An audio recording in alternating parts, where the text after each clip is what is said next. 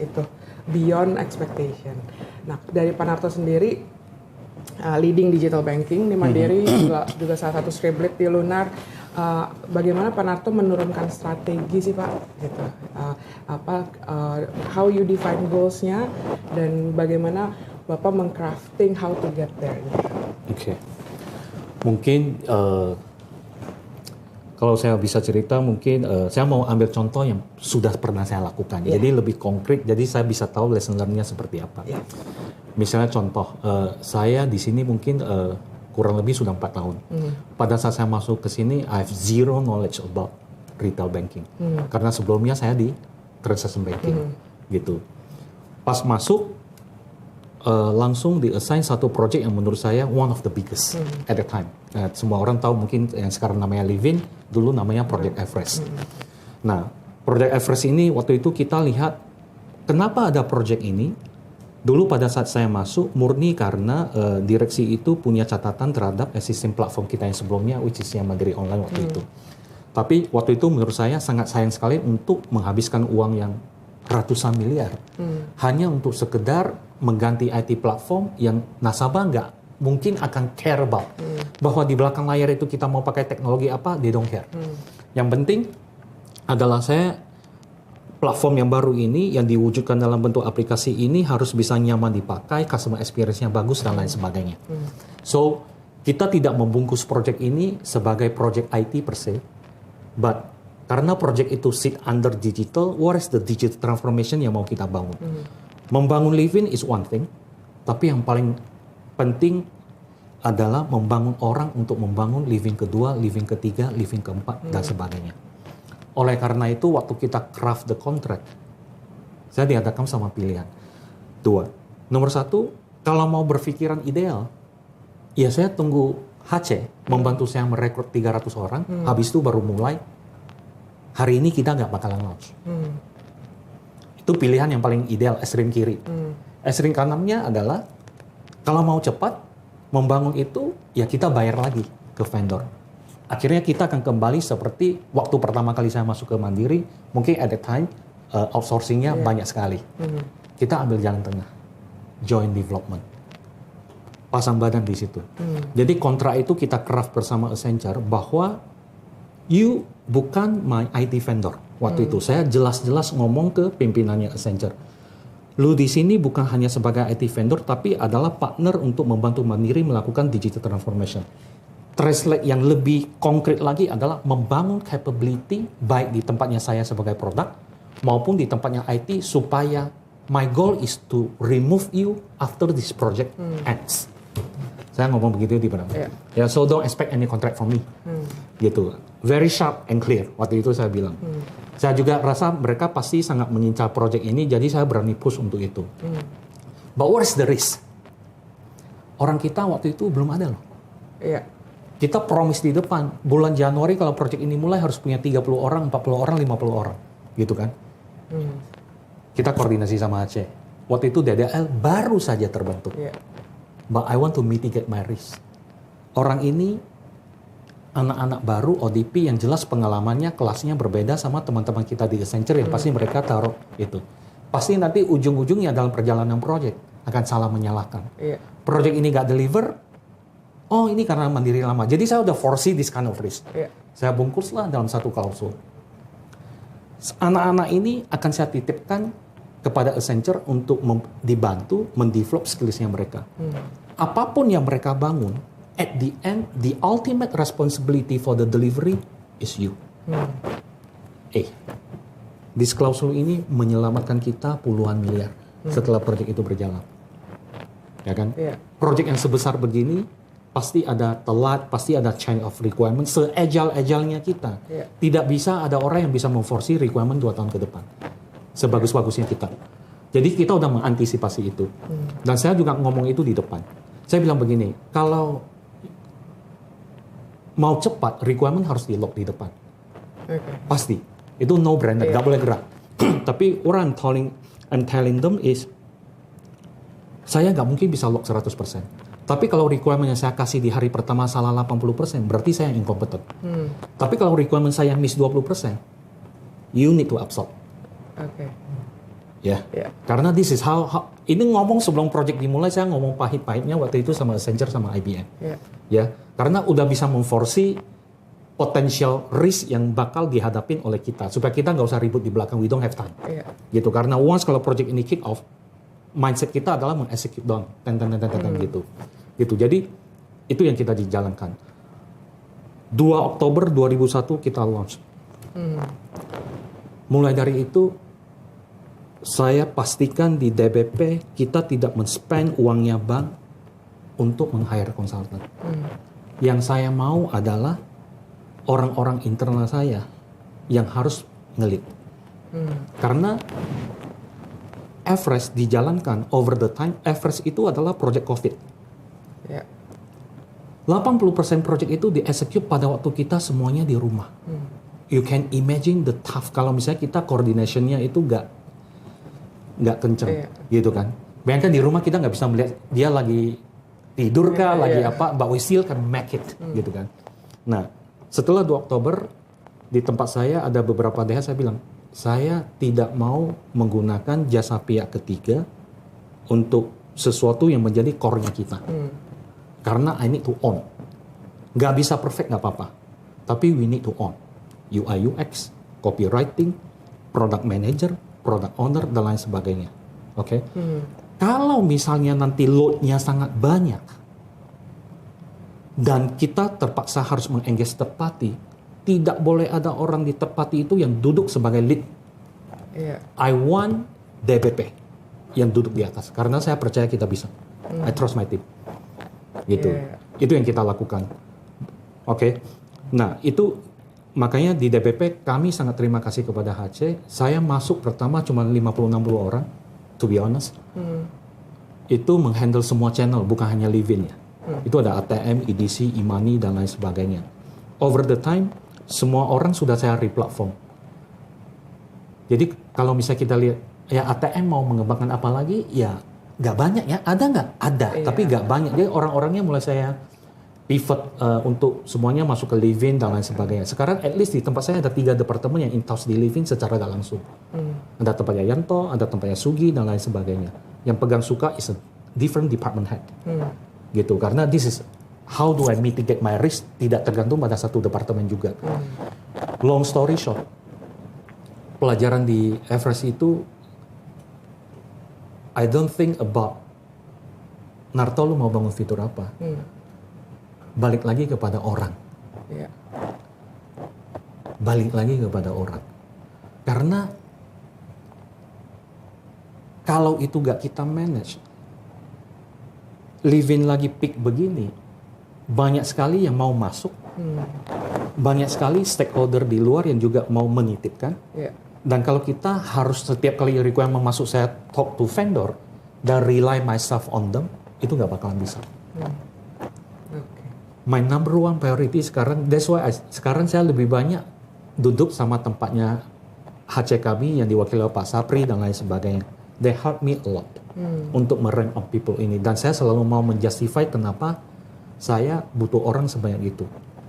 Karena Living ini basically memberikan color yang luar biasa kepada grup yang saya lead sekarang ini. Even sampai sekarang ini, tidak ada 1 minggu dalam 5 hari ini, anak-anak saya nggak ada yang pulang jam 2 pagi, jam 3 pagi. To be honest. Yeah. Gitu. Karena udah terlalu kompleks. 70-an fitur. Oke. Surroundingnya sistem ada 50 sampai 60. OJK mengatakan harus latihan switch over. Bayangkan kalau satu surrounding system switch over setahun 2 kali.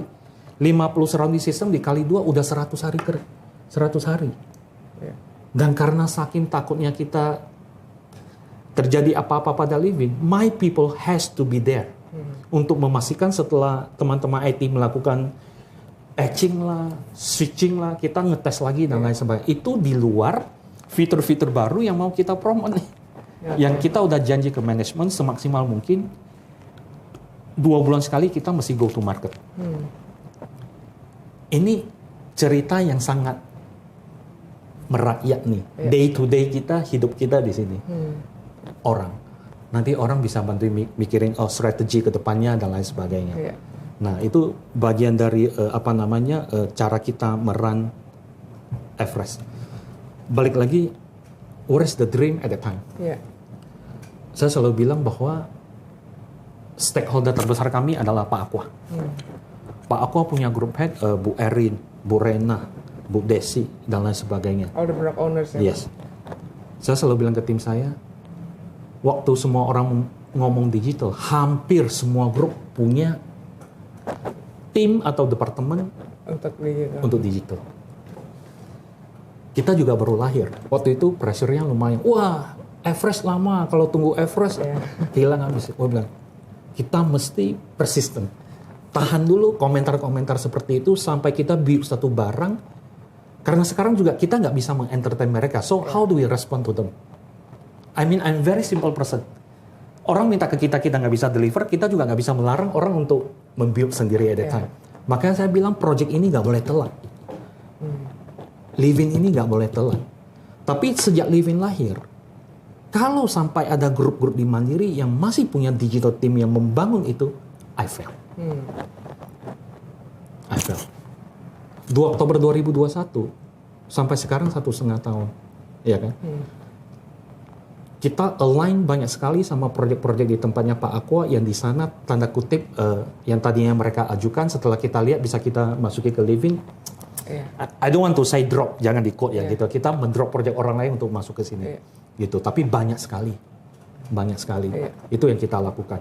Tapi number one is bagaimana caranya saya men-serve Pak Aqua. Pak Aqua sama dengan retail banking di Indonesia. Ya. Pak Aqua punya apa? Pak Aqua punya cabang, Pak Aqua punya ATM, Pak Aqua punya EDC. Itu adalah tools di tempatnya Pak Aqua untuk menjual ke pasar walaupun produknya di kita. Bagaimana suatu hari kita memikirkan produk-produk ini tanda kutip sudah semakin hari semakin less relevan. Senjata kita berikutnya apa? Padahal orang masih butuh untuk transfer uang, nyimpan uang, pinjam uang, ya kan? Sama seperti kalau dulu orang mau berbank datang ke cabang. Teknologi semakin maju ke ATM, teknologi semakin maju ke internet banking. Sekarang orang ke mobile, nanti ke API dan lain sebagainya. Tapi kan kebutuhannya sama. Saya tetap mau memindahkan uang dari si A ke si B. Cuman toolsnya berbeda. Dulu teknologinya ATM yang menggunakan ATM, sekarang menggunakan internet banking dan lain sebagainya. But the essence is the same. Save money, move money, borrow money, sama grow money. Ya kan? Bu Sista ada di Livin nggak? Ada di investasi. Bu Erin ada di Livin nggak? Ada kredit card. Bu Rena ada di Livin nggak? Ada KSM. Nah sekarang kita berusaha untuk membangun tempatnya Bu Desi, walaupun menurut saya KPR nggak segitu straightforward, gitu kan. Kenapa KPR baru sekarang? Karena ya digital itu kayak seperti kita semuanya pakai Netflix, Spotify. We need to keep it simple. Ya kan, kalau kita tampilin paket di Netflix itu ada 10, ujung-ujungnya orang bingung, gitu kan. Jadi kita mulai start easy product, oke, yang bisa klik, habis itu cair dan lain sebagainya. Kalau KPR kan orang is a huge investment. Sometimes is emang kalau on average people kan nggak mungkin seumur hidup beli beberapa kali rumah gitu, his investment gitu. Tapi kita tetap berusaha untuk mindset kita adalah apa ya emang nggak bisa. Ya, berpikir terus. Tapi we need to start. Iya kan? Misalnya gini, nggak mungkin kita beli rumah seperti kayak beli handphone. Pasti rumahnya mau kita visit dulu dan lain sebagainya. Tapi boleh dong kalau setelah visit, Bapak punya living nggak? Coba apply di sana. Yang tadinya diwakilin sama kertas, ngisi panjang lebar dan lain sebagainya karena developernya nggak tahu nama saya Sunarto dan lain sebagainya. Sekarang dia masuk ke living, ngisi beberapa field saja. Bapak tunggu sebentar ya, coba lihat apakah dia approve atau tidak. So it's not perfect, tapi saya rasa it's a good starting point, ya kan? Jadi kita launching segitu banyak produk selalu bilang bahwa I mean in the competition either you or me yang tidak relevan. That's very straightforward. Apakah Livin sudah bagus banget nggak? Bagus, tapi masih ada PR bagi kita untuk menjadi lebih bagus lagi, gitu. Jadi apa ya? Itu yang kita lakukan di DBP selama 2-3 tahun terakhir ini ya. Mungkin pada saat besok juga kita mau launching yang baru lagi living merchant, yang which tackle the merchant side. Ya, ini kan buyer, Living by Mandiri kan user side, ya. Ini merchant side. Ini udah ditunggu-tunggu kayaknya. Besok, ya. besok kita mau upload ke store.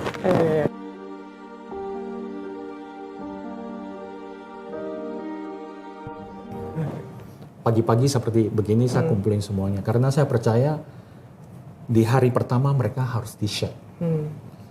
Saya orang yang percaya juga environment itu mempengaruhi. Kita semua punya anak, kita pasti kalau dia bergaul di sama orang-orang yang tanda kutip pintar dan rajin, most likely dia akan terinfluence begitu. I mean, I'm just very honest. ODP pertama kali datang, saya terus terang akan titipkan mereka di DH saya yang paling strict. I have no secret sauce untuk menjadikan ODP itu sukses kecuali bekerja keras. Nggak ada cara lain. Di level mereka, we cannot expect so much mereka untuk think 10 years forward. Tapi build the fundamental skill sama attitude-nya. Kalau orang butuh 6 bulan, lo harus butuh 3 bulan. Gimana caranya kita pikirin. Di tempat kita menjalankan living itu bagi saya adalah sekolah. Ya, sekolah. We spend so much money di situ.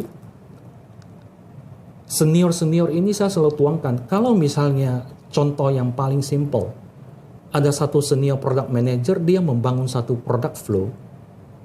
Sekarang di tahap dia 1-2 minggu bisa selesai. Tapi karena dia sudah 2 tahun atau 3 tahun mengerjakan ini. Ya kan? Nah, anak baru datang dengan kotak kosong, bagaimana caranya kita mengajarkan mereka untuk berpikir secara sistematis supaya dia bisa yang pakai normal flow, itu bisa pakai 6 bulan, saya maunya 3 bulan. Itu KPI saya terhadap semua DH-DH saya untuk membangun itu. 100% berhasil nggak? Tentunya enggak. So the expectation and the stretch. Accelerate gitu. Di tempat saya ada tester. Kita jatuh bangun di living. Sesuatu yang kita mendeklar tersebut kenapa di production terjadi? Oh, kita miss ini.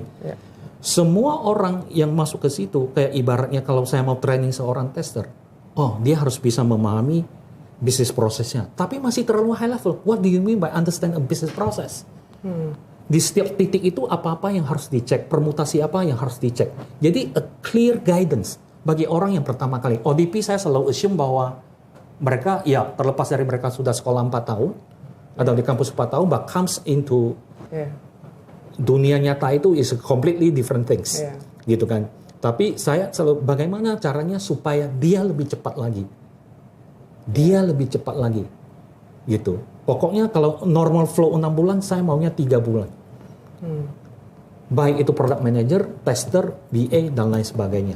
Oke, implementasinya susah nggak? Susah. Tapi if we don't start, kita akan kembali lagi ke status quo seperti sekarang, gitu. Over the time, I'm very honest. Ada yang nggak bisa ikutin. And they are out from the team.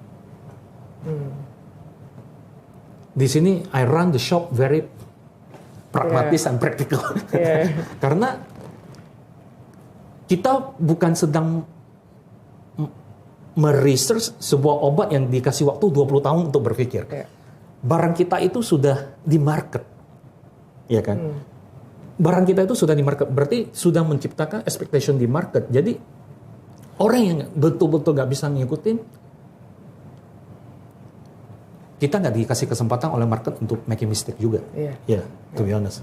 Ya, tapi kita selalu membuild mereka dan lain sebagainya, gitu. Jadi saya rasa emang disiplin itu nomor 1. Disiplin itu nomor 1.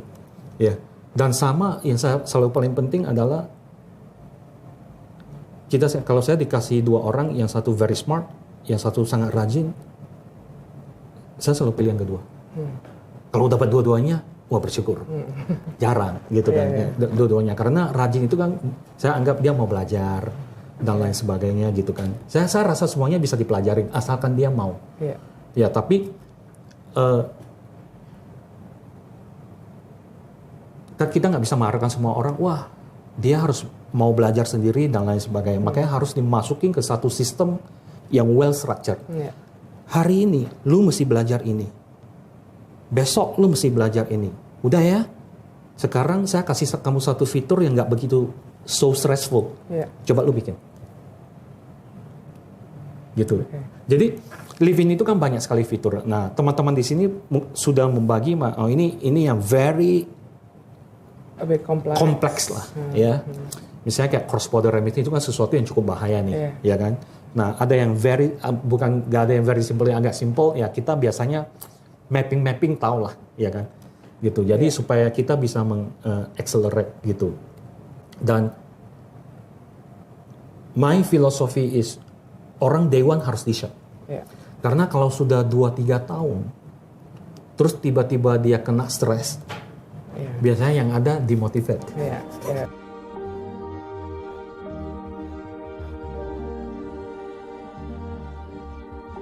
Balik lagi ke contoh Livin.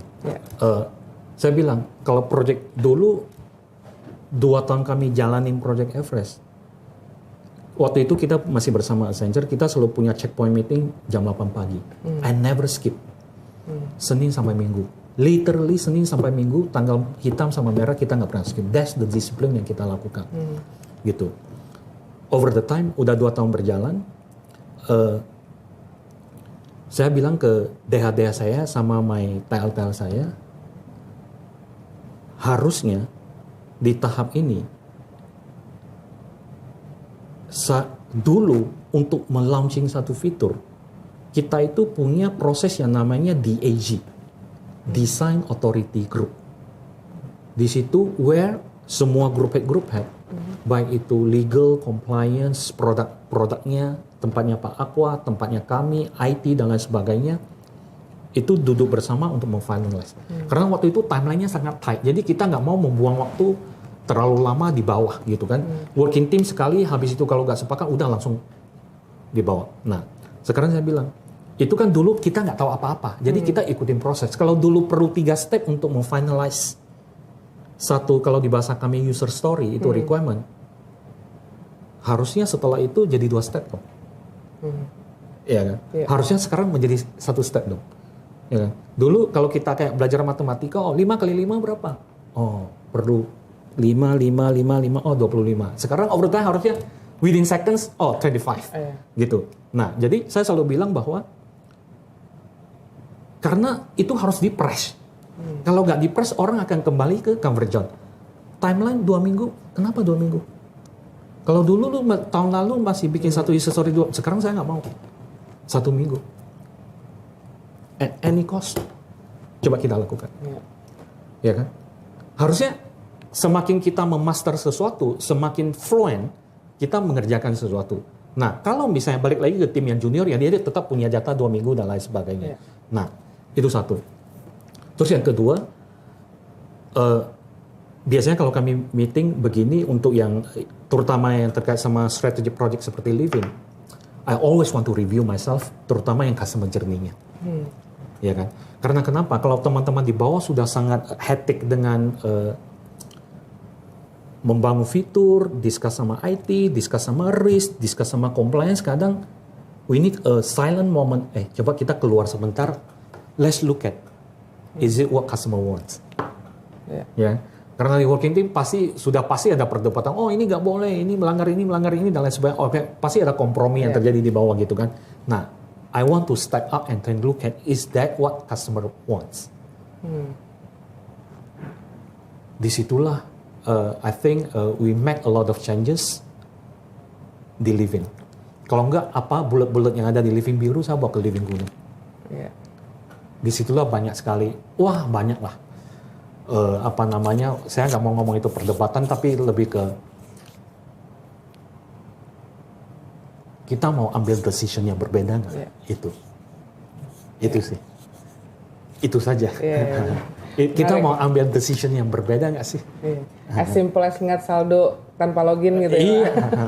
Kita sampai mikirin kenapa snippet login, itu betul-betul saya pikirin. Pakai snippet balance kan? Tahu nggak kenapa itu mutasinya cuma 2? Karena jempol kita itu nggak bisa sampai terlalu bawah kalau kita tarik dari atas. Oke. Jadi itu sesimpel bahwa saya makan sama ibu, saya udah transfer ya, lihat. Tapi kalau if you want to recon your business, nggak mungkin pakai pre-login. Iya. Go ke dalam, lihat mutasinya. Oke.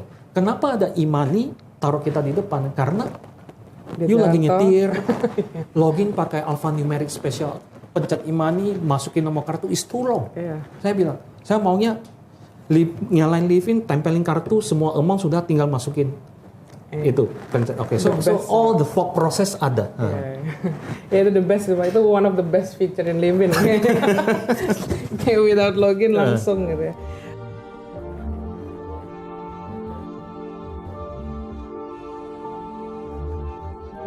Waktu kita start project, kan sebenarnya logika kita sederhana. Sebelum kalau kita belum pinter ya belajar sama orang, that's it, ya kan. Jadi teman-teman waktu membangun fitur itu, usually first slide presentation to me adalah kenapa kita bangun ini, itu kita bisa menang. Setidaknya menang secara fitur, customer experience dan lain sebagainya. Karena di sini kita produk. Tentunya faktor kesuksesan sebuah fitur itu bukan hanya itu, termasuk cara jualan kita juga, digital marketing juga. Tapi I want to make sure di level product, features, customer journey kita menang. What is your value prop? Contoh, waktu kita membangun KSM, mati-matian kita berargu gimana caranya maksimal 15 menit kita bisa cair. Serius. Set the goal up front. Apa dulu? Karena kalau misalnya yang saya paling takut adalah kita capek-capek membangun sesuatu, habis itu launch ke market, hari pertama atau minggu pertama atau bulan pertama langsung ada orang yang mengklaim dia lebih baik dari kita, agak ridiculous gitu. Walaupun yang saya ngomong masih ada residual risknya. Sekarang kita lagi ngomong value, by the time kita kelar development, market sudah berubah. Tapi at least we work with what we have today, gitu kan. Nah, apalagi sekarang kenapa sih A jadi market leader dari kacamata fitur apa sih? Dia menangnya apa? Kalau kita kan ada dua cara, either you match them, berarti you follow their gun, atau lu menciptakan sesuatu yang completely different, gitu kan. Ada contoh, misalnya gini, bikinin dong fitur untuk naikin limit misalnya kredit card. Terus saya bilang, ada cara lain nggak? Atau orang belum minta aja, lu udah kasih. We do some data analytic di belakang. Nah, hal seperti itu ada yang penting goalnya, kebutuhan nasabah adalah kita mau mendetek orang apakah dia punya kebutuhan atau tidak. So, we always benchmark. Saya selalu bilang tim kalian boleh benchmark tapi mesti rasional juga loh. Benchmark itu jangan sampai menampilkan satu bank punya 100 fitur, bank kita 50, kita pergi complete the rest of the 50. No, that's not what I want gitu kan. Kita benchmark bukan hanya bank dalam negeri, termasuk juga bank sometimes luar negeri, termasuk juga fintech. Mengekstrak apa yang sudah terbagus di market, habis itu harus bisa menyimpulkan. Jangan cuma tampilkan, oh bank ini, bank ini, bank ini, bank ini. So, what's the conclusion yang mau kita bikin? Dan di reverse engineering, oke, setelah di-conclude, saya mau value prop saya ABC. Why do you think ABC bisa win the market? Creativity is apa ya? Mungkin kalau orang yang nggak punya wawasan yang luas, memang agak berat. Tapi bagaimana cara mengisi wawasan itu? Saya selalu mau, how do you menerjemahkan bahwa, oke, saya mau semua product manager itu kreatif. Ya caranya gimana? Caranya gimana? We deal with so many people dari different university dengan berbagai background, kita harus punya sistem. Nggak bisa mengandalkan bahwa, oh karena dia kreatif, ya lady, kan kita lagi membangun sistem. Saya meng-assign satu tim yang mengkurasi semua berita terkait sama fintech, atau bank dan lain sebagainya. Setiap malam dia harus posting di WA group. Oh, bank ini lagi ngapain, fintech ini lagi ngapain, peer to peer ini lagi ngapain dan lain sebagainya. Baca. Pada saat kita baca, mungkin kita belum bisa mengekstrak value-nya. But somewhere in your life during the project, oh kemarin ada ini, harusnya kita begitu dan lain sebagainya. Try to connecting the dot. Nah itu mungkin perlu waktu, karena saya selalu bilang, orang baca is one thing. There is no immediate value sometimes. Orang begitu aja sudah, wah ngapain sih baca gitu kan. Tapi saya sudah coba lu baca. Coba lu baca. Suatu hari secara nggak langsung lu akan menikmati secara nggak langsung. Itu yang saya bilang connecting the dot. Benar. Connecting the dot. Sometimes sampai saya menugaskan tim saya yang US itu untuk baca psikologis, buku psikologi. Gitu. Sesimpel seperti nanti ada beberapa fitur baru di Livin yang kita kenapa Facebook mengintroduce likes? Kenapa Instagram mengintroduce manusia itu suka pamer? Manusia itu selalu merasa mau dihargai, ya mereka kan menjust utilize itu doang, ya kan? Ada istilah social proof. Kenapa likes itu? Kalau misalnya itu ada satu item di e-commerce yang di likes oleh banyak orang, berarti kan simple logic, gitu kan? Kalau misalnya ada toko yang ramai kan, semua orang beli, kita mau beli sesuatu, di situ ada toko 5, pasti kita cari toko yang paling ramai dong. Nah, this kind of things gitu kan. Social proof lah kalau di istilahnya mereka gitu kan. Nah, jadi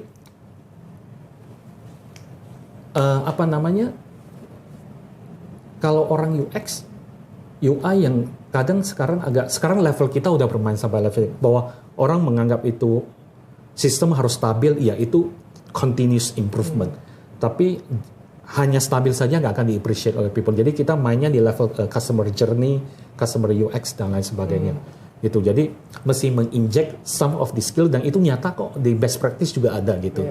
Gitu. Jadi itu hal-hal yang kita lakukan selalu bagaimana caranya at your role, why do you think the best? Walaupun sekarang belum the best, tapi setidaknya lu tahu ada yang the best, bisa mencapai ke situ. Gitu. And knowledge play an important role ya Pak untuk being creative.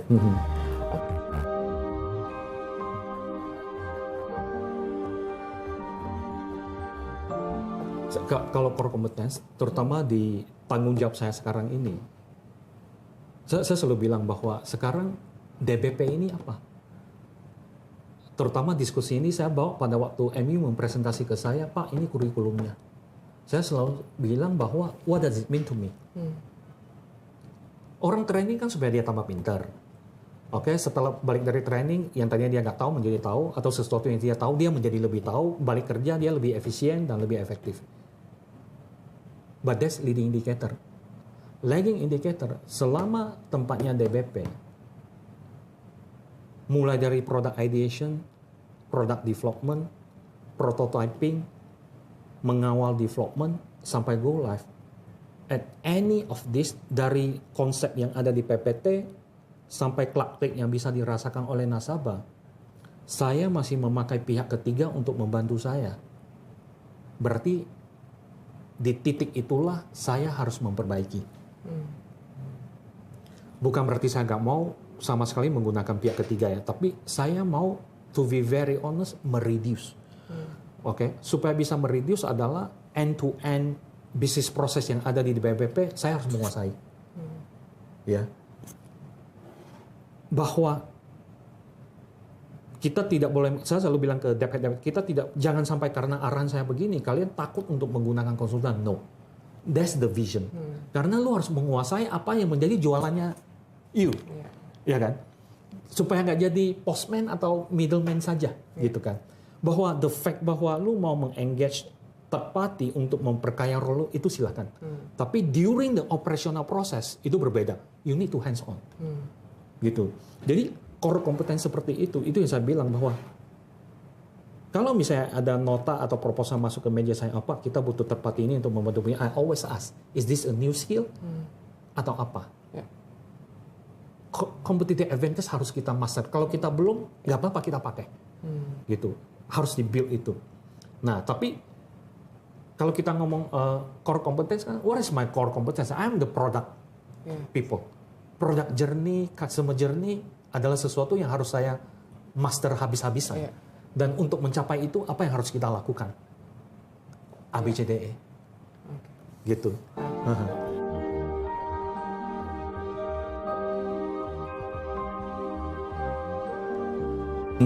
Grup yang, saya nggak tahu besar atau tidak ya, kita punya 200-an orang. 250 ya. Mungkin di situ mungkin I think 50 to 60% itu is all about living. Ya. Living. Detail kalau misalnya setiap karena running yang begitu kompleks sama scope yang begitu besar, bagi saya satu-satunya cara yang seperti tadi saya bilang, bagaimana melatih ODP itu harus dibentuk dengan checklist. Itu pengalaman yang dituangkan ke pengetahuan. Oke. Kalau pengetahuannya itu sudah detail, satu problem statement yang harus saya solve adalah disiplin. Orang yang membaca pengetahuan itu, ini kan kita jatuh bangun di sini, jangan diulang-ulang gitu kan, dituangkan dalam pengetahuan. Habis itu orang yang membaca pengetahuan ini harus disiplin. Itu yang kita kontrol, detail. Tapi setiap level itu punya role-nya masing-masing. Misalnya gini, saya terutama waktu beberapa fitur yang menurut saya cukup bahaya, saya selalu mereka gambarin saya flow. Saya selalu bertanya di titik mana yang bisa membuat kita bisa menimbulkan kerugian bank yang susah kita manage. Disitulah kita zoom in at my level. Sampai sedetik-detiknya. Bisa gini, sistem udah dijaga belum? Kalau sistem sudah nggak bisa dijaga, harus ada monitoringnya. Gitu. Saya kasih contoh. Digital kan selalu ngomong bahwa segala sesuatu harus bisa kita lakukan sendiri. Dulu di Living Biru lupa password, orang mesti telepon. Ya kan? Sekarang lupa password kan kita bisa save recovery. Tapi kan kita ada limitnya cuma 3 kali. 3 kali salah di blok. Sistem menjaga bahwa orang yang masuk itu adalah orang yang benar. Setelah 3 kali dijaga oleh sistem, itu harus masuk ke monitoring. Ini orang beneran lupa atau sedang di attempt. Karena di living itu kan nggak bisa membedakan bahwa ini beneran atau enggak. Nah, itulah kita selalu bekerja sama tempatnya Bu Upi, Pak Adit sekarang. Apa iya orang salah masukin expired date sampai berkali-kali? Rasanya nggak mungkin kalau salah ketik. Gitu kan. Dia sometimes a blend of common sense, gitu kan. Dulu kan waktu kita provisioning kan masukin nomor kartu debit, expired date, lain sebagainya. Nah, itu nggak mungkin orang. Sekali salah mungkin lah. Ya. Apalagi kita pernah mendetek di sistem, ada yang expired date-nya 01, diurutin. Wah, itu mah tanda-tanda lagi attempt gitu kan. Livin sudah kasih tahu bahwa ada orang sudah berusaha untuk mengetem. Dilanjutkan dengan monitoring terus. Ini coba you follow up. Gitu. Nah, detail-detail seperti ini. Di titik mana saya sedang dikerjain sama orang, di situ where I ask saya sendiri ataupun DH saya, you harus zoom in. Gak bisa kasih ke tim saja. Gitu. Ya, jadi, of course kalau misalnya kita bicara faktor waktu, practically rasanya tidak mungkin untuk memilih. Tapi kita mesti strategically untuk memilih mana you harus masuk dan lain sebagainya. Karena harusnya kalau misalnya udah sangat senior itu mereka tahu risknya di mana. Tapi kita selalu menjadi dual kontrolnya teman-teman kita yang ada di bawah kita. Belum lagi kan saya juga dijaga oleh teman-teman risk dan lain sebagainya. Jadi di sini emang harus detail sih. Karena kita takut misalnya kalau misalnya terjadi itu pun yang sudah kita lakukan aja, sometimes masih ada glitch di production gitu.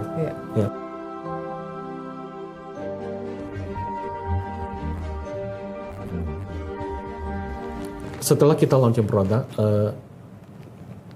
sudah 2 tahun terakhir ini kan kita rutin masuk ke rapat direksi juga.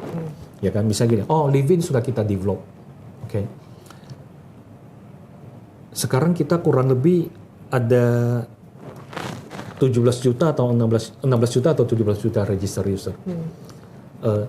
Orang pasti bertanya, ini warisan dari Livin zaman dulu. Enggak loh. Livin zaman dulu warisannya cuma 5 juta. 5 juta itu dulu dibukukan dalam waktu 3,5 tahun. 3,5 tahun kita berjuang baru dapat 5 juta. Sekarang dalam 1 tahun kita bisa bukan hanya mendouble, is more than double. Gitu. Gimana caranya kita bisa melakukan itu? Nomor 1, make sure produk kita sudah oke. Nomor 2, kita bekerja sama tempatnya Pak Aqua, Pak Thomas, sama sekarang Pak Singgi Distribution, peranan dari semua wilayah untuk membantu kita untuk meng-onboard sehingga kita bisa sampai hari ini. Setelah mereka download Livin, register Livin, PR berikutnya kita apa? Memastikan utilisasinya itu bagus, gitu. Sekarang kita di posisi satu nasabah on average per bulan itu 20 kali. Antara 20 sampai 21. Nah, kita mau M ke 40. Setiap button yang ada di Livin kita sekarang, di home screen kita, itu kita pantau.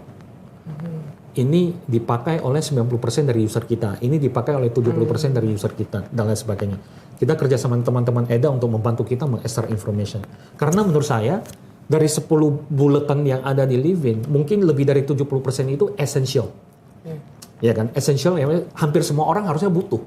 Transfer, bayar, dan lain sebagainya. When somebody gak pakai, kita mesti tahu kenapa. Kenapa? Ada nggak orang yang mungkin mengincar transfer gratis di bank lain? Ada. Ya kan? Tapi dia juga ada di tempatnya kita, gitu kan. Nah, yang mengincar gratis itu umur berapa? Dan lain sebagainya.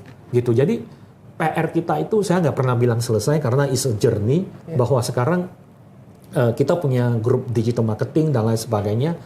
Itu mungkin bisa kita position untuk mengamplify produk di tempatnya saya, program yang di tangannya Pak Thomas untuk betul-betul delivered sampai ke konsumen. That's the ultimate goal.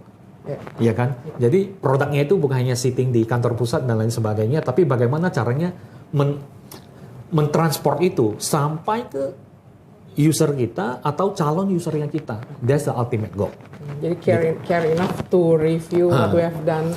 Dan itu kita lakukan rutin, Pak Tim, Pak Aqua, dan kita sudah sampaikan di Radir juga. Perfect nggak? Nggak perfect. Tapi setidaknya ini effort yang kita lakukan yang selalu kita accelerate di situ. Sama lintas grup lah, bukan hanya di sini. Ada Pak Thomas, Bu Serlina, dan lain sebagainya.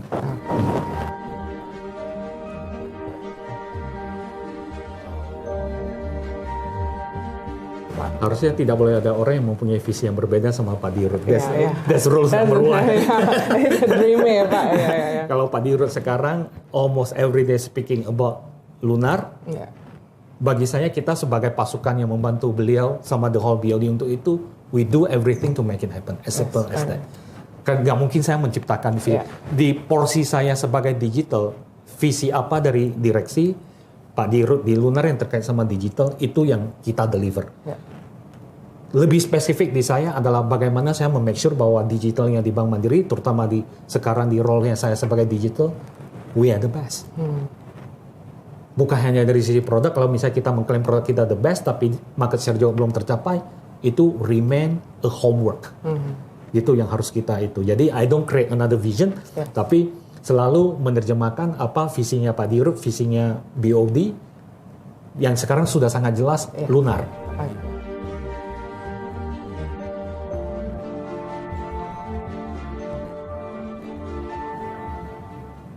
Kita belum bisa menjalankan 9 to 5. We are still young. Okay. If you don't challenge me on hard work sama smart work dulu ya. Saya mungkin jelasin satu persatu. Assuming on average people, I believe the more time you spend, the more you get. Okay. PR saya di sini, saya selalu make sure bahwa DHTL saya yang sehari-hari menjalankan operasional itu, yang saya titipin 200 orang di bawahnya itu, they have to be my top people untuk mendrive itu. Karena rata-rata orang akan mengikuti behavior leadersnya.